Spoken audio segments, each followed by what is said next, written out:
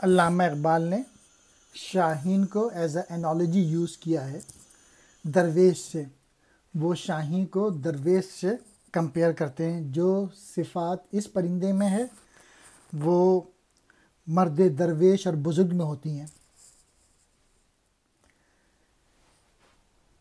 کیا میں نے اس خاکدان سے کنارہ جہاں رزق کا نام ہے آب و دانہ. بیاباں کی خلوت خوش آتی ہے مجھ کو، ازل سے ہے فطرت میری راہبانہ. شاہین کہہ رہا ہے کہ میں نے اس دنیا سے کنارہ کر لیا ہے جہاں رزق کا نام ہے آب و دانہ.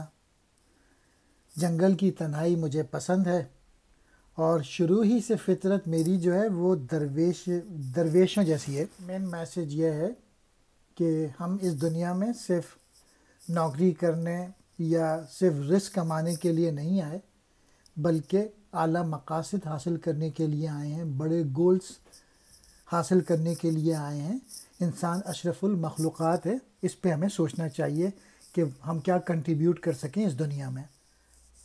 شاہین ایک شکاری پرندہ، خاکدان مٹی وغیرہ کوڑا پھینکنے کی جگہ، کنارہ کرنا الگ ہونا چھوڑ دینا. آب و دانہ مراد خوراک، بیاباں جنگل کو کہتے ہیں، خلوت تنہائی کو کہتے ہیں.